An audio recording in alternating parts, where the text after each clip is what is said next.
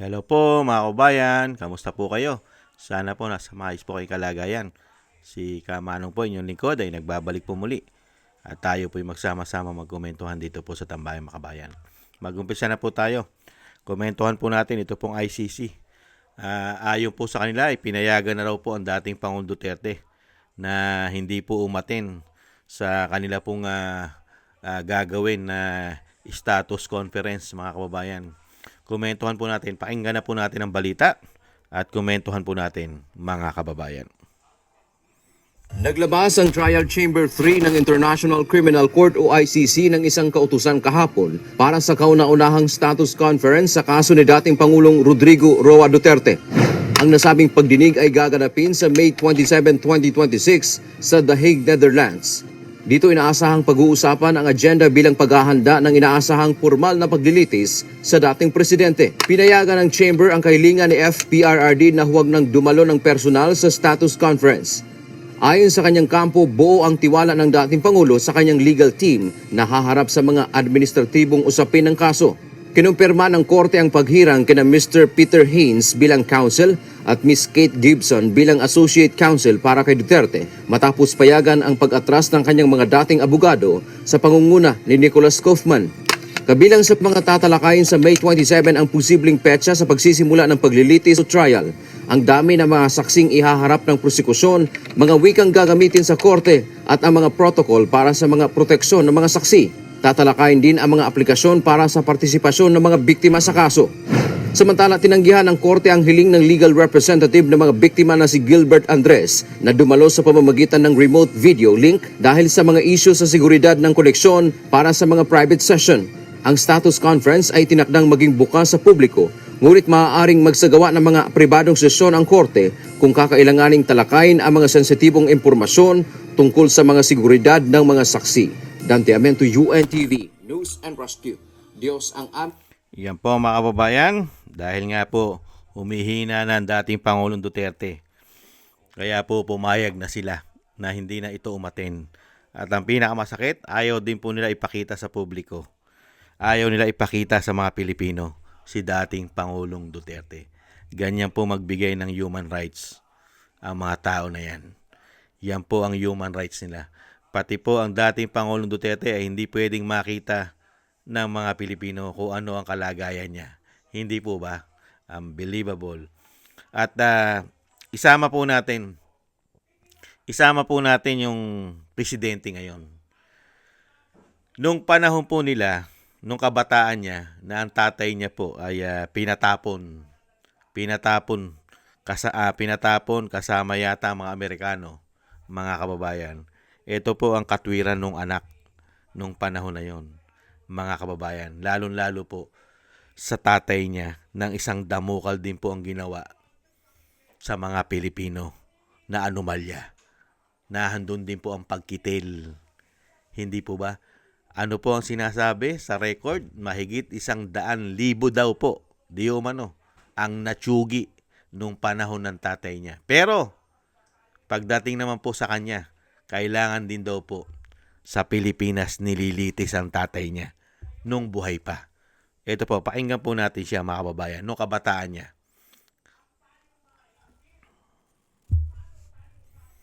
Pipicture natin, tapos papadala natin. Well, what can you say about your father's steadfast decision to return to the Philippines, given his present health condition and the persistent rejection of all your appeals by the Cory government? Do you still think it is a good decision? Oh, yes, certainly. There are no good reasons for us to stay here. The very basic fundamental question is whether or not we belong here. We do not. Home is in the Philippines, not here. Secondly, we have been accused of all kinds of terrible crimes, and we have been accused of all kinds of terrible misbehavior. And the place to answer that is in front of the Filipino people, not in front of the American media, not in front of the American public, not in front of the American political system, but in the Philippines. Well, what can you say about your father's steadfast... Nakita niyo po mga tambay, pagdating po sa lahi niya at pamilya niya, lahat po ng akusasyon na ibinibintang sa kanyang ama at sa kanyang pamilya ay kailangan pong harapin sa mga Pilipino. Sa Pilipino po dapat at sa Pilipinas po dapat litisin at humarap at haharap sa mga Pilipino. Sa mga Pilipino. At sa ating pong judicial. Pagdating po sa pamilya niya. Pero pagdating po sa dating Pangulong Duterte, na tumulong po sa kanila, pati sa tatay niya na naipalibing, at naluklok siya bilang Pangulo dahil kay BP Sara. Nakita niyo po pagkakaiba.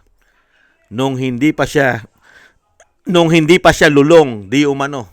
Nung hindi pa siya lulong, di umano sa pulburon ayon sa kanyang ate. Ngayon po kasi lulong na po yata Lulong na di umano sa pulburon. Ayon sa kanyang ate ha. Hindi po ayon kay Kamanong. Dahil yun po yung sinabi ng ate niya na hindi lumulubay sa paggamit. Excuse me po. Hindi po ba? Kaya dito po mga kababayan, makikita mo na antimano kung anong klase pong Pangulo meron ng bansa ngayon. Dahil una-una, dinala po tayo sa mag-aapat na taon na politika at korupsyon. Yan po ang puro issue na tinatabunan po nila. Kaya nga po, ang dating Pangulong Duterte, dahil sa politika, ay nasa dahig. At ito naman pong ICC na ito mga kababayan, ito po, human rights po ito.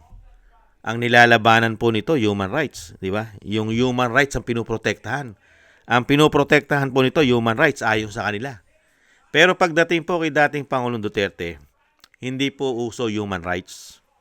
Matindi. Sa kabila po ng napakarami pong issue ng ICC, lalong-lalo po ang kanilang Rome of Statutes. Ang kanila pong Rome Statutes, binabatikos na po yan sa buong mundo. Dahil po politika. Grabe na po yan. Dahil nakita na po ng mga malalaking bansa ang ginagawa po ng ICC na pamumulitika at korupsyon. Hindi lang po ang Estados Unidos na nagsasalita. Nahandyan pa po ang Russia, ang China, Japan, at ang Israel. Ang Israel nga ay nagsabi na rin na gustong-gusto na ng Israel ng kanilang Prime Minister na yan ay mabuwag na, matanggal na dahil sa politika at korupsyon daw po yan. Kaya nakikita po natin kung paano po nila i-handle at ipolitika ang dating Pangulong Duterte. Nakita niyo po kung gaano po nila pagtagalin at talagang pinagkakaperahan di umano ang dating Pangulong Duterte. Ginagawa pong gatasan na lang ang dating Pangulong Duterte. Hindi kaya at gamit po ang pera ni Juan de la Cruz. Dahil may pumutok din naman. Talagang maniniwala ka na yung ICC na yan ay talagang politika at korupsyon di umano.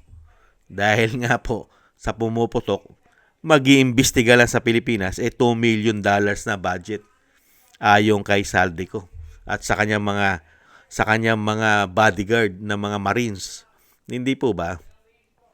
Kaya nakita nyo po ang katarantaduhan ang ginagawa po dahil nga po ginagamit ng gobyerno ngayon ng bansang Pilipinas ang ICC sa politika di umano.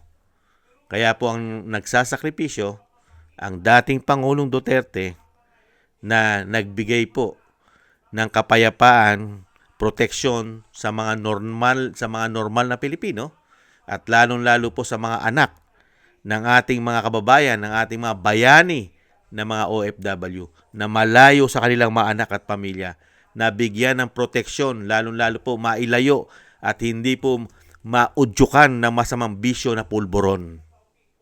Hindi po ba? Nakita niyo po yung pagkakaiba? Yung dating Pangulo na pinoprotektahan ng normal na Pilipino, normal mabigyan ng proteksyon, lalong-lalo sa bisyo na pulburon at sa seguridad ng mga lulong sa pulburon, na ang mga normal na Pilipino ang nagiging biktima nito. Kaya nga nakapagtataka, ang ICC walang pakialam sa mga biktima nito. Wala silang pakialam sa human rights ng mga nabiktima. Di po ba? Mga ginahasa, chinugi. Hindi po ba? Wala silang pakialam sa human rights sa mga normal na tao. At diyan ka magtataka sa ICC. Nung panahon ni Pinoy, record, at yan ay pinag-usapan sa Senado, panahon ni Pinoy, mahigit 85,000 ang nakitilang buhay sa ating bansa. Mahigit 85,000. Panahon naman po na sinasabing dapat sa Pilipino at sa Pilipinas litisin ang kanyang ama, si Bongit. Mahigit 100,000 naman po di umano ang nakitil nung panahon ng tatay niya during martial law. Hindi kaya at sa kanya pong termino. Baka higit pa. Napakarami pa siguro. Dahil 20 taon naglingkod sa bansa. Pero hindi na po kino-question niya ng ICC. Kailangan lang po ang Duterte. Dahil sa Duterte lang po yata sila kumita ng malaki. Hindi kaya. Kaya ganyan po. Kaya nga po tayo mga kababayan, ay kahit papaano ay natutuwa at nasisiyahan. Bakit po? Dahil po ang malalaking bansa po ay nagsalita na. Kinukundina na po nila ang ICC. Ang ICC po ay hindi po bansa. Hindi po bansa ang ICC. Nagagamit lang daw po ito sa politika. Politika. Korupsyon. Kaya sana po, dahil ang ating dating Pangulong Duterte ay humihina, nabubuwal na nga eh. Di ba? Pinatunay, mismo ICC.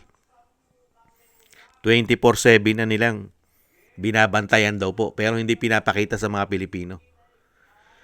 Dahil nga po, pagdating po kay dating Pangulong Duterte, wala na po siyang human rights sa ICC. Tinanggal na po ang kanyang human rights sa ICC. Hindi na po. Wala na po ang pagiging Pilipino niya. Kaya nga hindi na po ipinapakita sa mga Pilipino eh. Tinanggal na nila ang human rights ng dating Pangulo. Nakita nyo po. Kaya nga po itong si dating Pangulo, ano ito eh, talagang sinakripisyo. Talagang grabing sakripisyo ang kanya pong dinadanas ngayon. Yung buong buhay niya, pinaglingkuran niya ang kanyang buong buhay, pinaglingkuran niya ang Pilipino at ang kanyang kababayan sa Davao City na naging maunlad, maayos ang Davao, maganda ekonomiya, safety, nirerespeto sila sa Davao. Pero merong isang Pangulo, nung maging Pangulo, dahil natulungan ng mga Duterte na ipalibing pa ama, nung maging Pangulo, kung ano ang ginawa sa kanyang ama ng mga Amerikano, ay yun din ang ginawa kay dating Pangulong Duterte. Ibang klase. Ibang klase. Yung tatay niya, yung panahon ng tatay niya, ang mga natsugi, karamihan normal na tao. Karamihan normal na tao, mga natsugi. Kay dating Pangulong Duterte ay pinaglaban niya, kasamaan ng tao na ayaw magbago. Hindi po ba? Nahandyan pa mga kaliwa, mga terorista, yung mga nagpakasama, mga randing in tandem. Marami pa. Ito nga gumagamit ng pulburon. Mga pulburon lord, mga smuggler. Nilabanan niya mga oligarkiya. Kinontrol niya ang korupsyon ng mga politikong magnanakaw. Nakita niyo po ang pagkakaiba. Ibang klase. Talagang ang papasok na lang sa puso't isip mo, mapapamura ka na lang. Mapapamura ka na lang doon sa sinasabi ni Senadora Amy Marcos na bangag at bongit kung tawagin niya. Mapapamura ka na lang sa ginawa po sa dating Pangulong Duterte. At ngayon, nakita niyo po, ang ICC, hintayin na lang po natin. Ganun po talaga eh. Lahat naman po kasi mayroong katapusan. Kung gusto po nila, habang hindi po sila natatapos, ay gusto nilang tapusin. Ang gusto yata nila ay matapos ang buhay ni dating Pangulong Duterte sa kanila. Matatapos din kayo kung yan ang plano ninyo, kung yan ang plano ninyo sa dating Pangulo. Mahina na. Marami na sakit at karamdaman. Wala pa rin human rights sa inyo. Ibang klase kayo. may panahon din para sa inyo. Hindi po ba mga kababayan? Sana ito pong pinahayag ng Amerika, China, Russia at Japan at Israel. Sana sa lalong mabilis, sa lalong panahon o mabilis na panahon ay maranasan din po ng ICC ang ginagawa po nila sa mga bansa katulad ng Pilipinas. Kung paano po nila nagamit at ginamit sa politika at nagpagamit sila sa politika. Maranasan din po sana nila yung nangyayari kay dating Pangulong Duterte sa kanila. Hindi po ba? Yan po mga kababayan, ang sinasabi po nila, yan na hindi pagpayag na sa status sa conference na gaganapin daw po. Hindi na sila, okay lang daw po na hindi na umaten. Dahil nga po mahina na. Unbelievable. At syempre po, may bago na pong legal counsel po ang ating dating Pangulo, di po ba? Si Gibson at si Haynes, mga kababayan. At alam naman po natin, kahit po ano po ang gawin ng ating mga legal na kinukuha pong legal counsel o mga abogado ng dating Pangulong Duterte, kung sarado na po ang isip ng mga prosecutor ng ICC dahil nga sinasabi ng Amerika, ng Israel, ng China, ng Russia na itong ICC ay nagagamit at nagpapagamit sa politika dahil sa pera. Kaya nga corrupt. Ano pa asahan natin sa ICC, mga kababayan? Di siyempre, kung ano ang nagkukumpas. Sino po nagkukumpas? Di yung nagbabayad. Ganun lang po. Kasimple. Hindi po ba? Kaya po tayo mga kababayan, pagka ganyan po ang lakaran po ng ICC na mismo ang ibang bansa na nagsasabi na gamit sa politika at pera at korupsyon, ano ang aasahan natin human rights sa ICC para sa dating Pangulong Duterte? Meron pa ba? Kaya po ang maitutulong po natin ang ating pong dasal at panalangin na sana po ipagkalooban pa po siya ng mahabang buhay at kalakasan para po hindi naman po ang kanyang paghihirap, mga kababayan, ay matapos lang ng ganun-ganun lang. Sana po makita niya pa ang mangyayari sa ICC at syempre po kay Bongit na tinatawag na bangag. Makita pa po sana ng dating Pangulong Duterte ang mangyayari sa kanila. Hindi po ba? Thank you po mga kababayan. At sana po nasa mabuti po kayong kalagayan. At thank you po sa mga na gusto po natin tambayan mga kabayan sa YouTube at TikTok. At ganoon din po sa ating mga subscribers at patuloy nagsusubscribe. Sa mga nagko-comment, like, share, subscribe, mabuhay po kayo. Shoutout po sa inyong lahat. At shoutout din po sa mga nagbibigay po ng tulong at biyaya. Thank you po kay Eric Hersio ng Canada, Baby Roman, Ate Isa ng Cagayan, Jem Aris ng United Arab Emirates, Annie Jo, Tatay Nick ng Toronto, Canada, kay Gay at Shena, kay Mila Yi, Jesus Valdepena, Rolando Guerrero, at kay Felipe Shapno ng Texas, USA, Rolando Timbol ng Alberta, Canada, Ma'am LB at Shermani ng North Miami, Florida, USA, Arthur Estranero ng from USA, Randy Crespino from Pasig, Melchorita Espinosa ng Orlando, Florida, USA, Frank Zamora from California, USA, Romulo Divinagracia ng from Bacolod City. Thank you po sa inyong lahat. At shoutout po sa inyong lahat. Ingat po kayo sa inyong mga paggawa at God bless po sa inyong lahat. Maraming salamat po mga kababayan. At tiis lang po tayo at samahan po natin ng maraming dasal at panalangin nang tayo pong lahat ay maingatan. Kasama na rin po ang dating Pangulo at ang Vice President at ang kanilang buong sambayanan ay maingatan din po mga kababayan. Maraming salamat po. Sorry po. Bye-bye. Happy weekends.